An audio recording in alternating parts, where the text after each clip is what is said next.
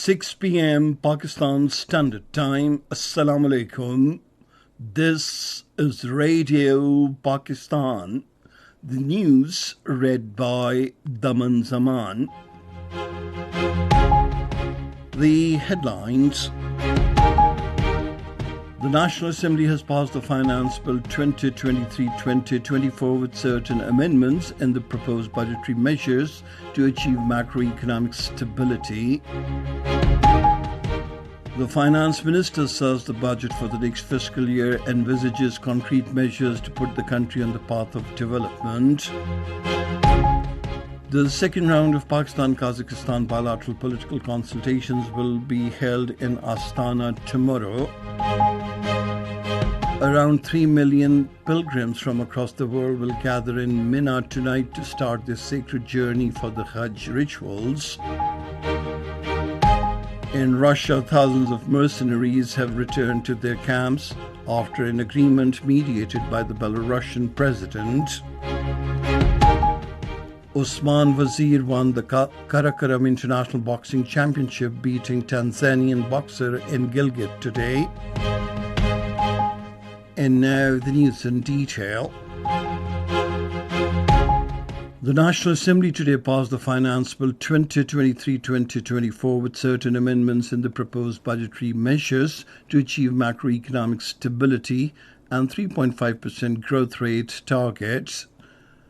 Having a total outlay of 14.48 trillion rupees, the budget focuses on economic stability, sustainable and inclusive growth, as well as curbing inflationary pressures. The budget envisages the Federal Public Sector Development Programme worth 1,150 billion rupees, which is the highest ever in the terms of its size, reflecting the government's commitment to improve people's standard of living. The revenue collection target of Federal Board of Revenue has been revised up to 9.415 trillion rupees. The budget encompasses special initiatives for the uplift of agriculture, industry and IT sectors, besides relief for various segments of the society, including the salaried class. Agriculture credit limit has been enhanced from 1,800 billion rupees to 2,250 billion rupees. 30 billion rupees have been earmarked for solarization of 50,000 agriculture tube wells.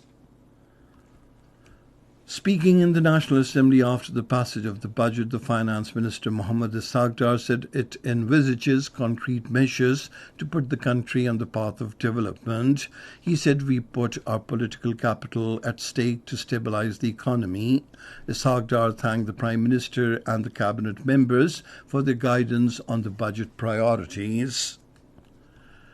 Taking the floor of the House, the Defence Minister Khwaja Mohammad Asif expressed the confidence that imminent deal with the International Monetary Fund will bring back economic stability in the country. The Minister for Human Rights, Riaz Hussain Pirzada, was appreciative of the government for announcing various incentives for farmers and agriculture sector. The Minister for Climate Change, Sherry Rahman, said priority has been given in the budget for the reconstruction and rehabilitation of the flood-affected areas. She said Prime Minister Shahbaz Sharif fought the case of climate justice at a conference in Paris. The National Assembly today approved 84 supplementary demands for grants pertaining to various ministries for the fiscal year 2021-2022. 15 excess demands for grants pertaining to various ministries for the year 2021-2022 were also approved by the House. The House today also passed the Election Amendment Bill 2023 to further amend the Election Act 2017. It was moved by the Finance Minister Mohammad Ishaq. The bill has already been passed by the Senate. The House has been adjourned to meet again on the 17th of next month at 5 p.m. The second round of bilateral political consultations between Pakistan and Kazakhstan aimed at enhancing bilateral ties will be held in Astana, Kazakhstan tomorrow. During consultations, both the sides will review the entire spectrum of bilateral relations in political, trade, economic, connectivity, science and technology, cultural and people-to-people relations. The inaugural session between the two countries was held on the 28th of February 2020 in Islamabad. The Minister for Overseas Pakistanis and Human Resource Development, Sajid Hussain Turi, has said reopening of 62 coal mines in Kurram district will create 5,000 job opportunities and open new vistas of development in the area. In a statement, he expressed the hope that the initiative aligns with the vision of the Pakistan People's Party chairman Bilawal Bhutto Zardari, who aims to create employment opportunities and ensure the welfare of coal mine workers. Coal mines in Kurram district are being reopened after 16 years, which is expected to make a substantial contribution to the national economy. This is Radio Pakistan.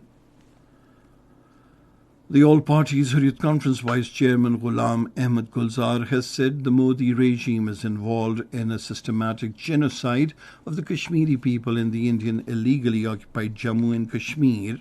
According to Kashmir Media Service, Ghulam Ahmad Gulzar, in a statement issued in Srinagar, said during the past 1 week the Indian forces have martyred over 1,000 innocent Kashmiris in fake encounters in remote border areas near the line of control. The All Parties Hurriyat Conference leader said the killing of Kashmiris with impunity by the Indian forces has become their favourite pastime and profitable business. He said this reckless and merciless campaign is aimed at eliminating Kashmiris as part of the New Delhi's ongoing campaign to bring a demographic change in the territory.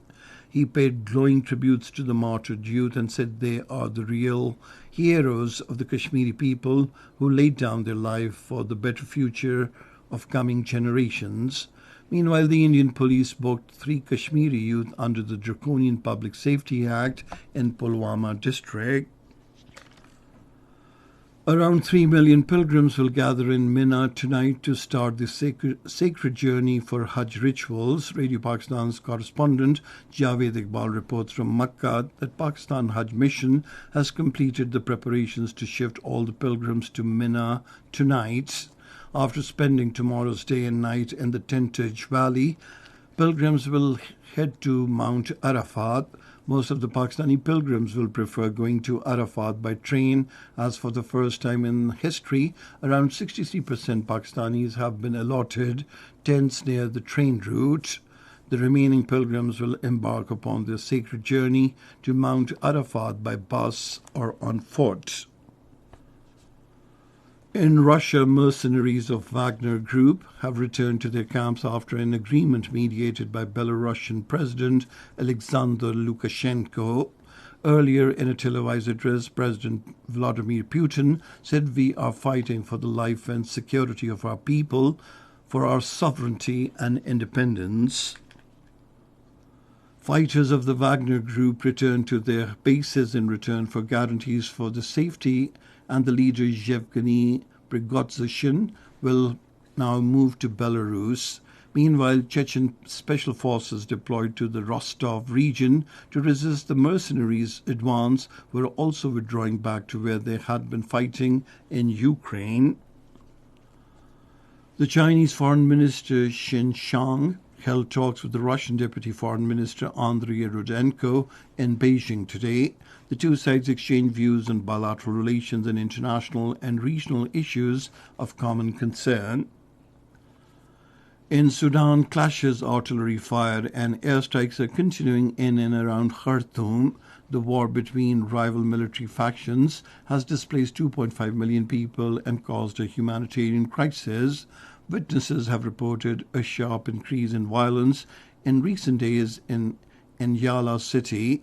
Meanwhile, the United Nations has raised alarm over ethnic targeting and the killing of people from the Masalit community in Al Ghaniya in West Darfur. And now boxing. Usman Wazir won the Karakoram International Boxing Championship, beating his rival from Tanzania with 11 points to nil in Gilgit today. Usman Wazir won the title for the second consecutive time and defended his title. And finally, the weather report. Hot and humid weather is expected in most parts and plain areas of the country during the next 12 hours. Dust thunderstorm rain is expected in upper central Punjab, Islamabad, Pothohar region, Khyber Pakhtunkhwa, and northeast Balochistan, Kashmir, and Gilgit-Baltistan.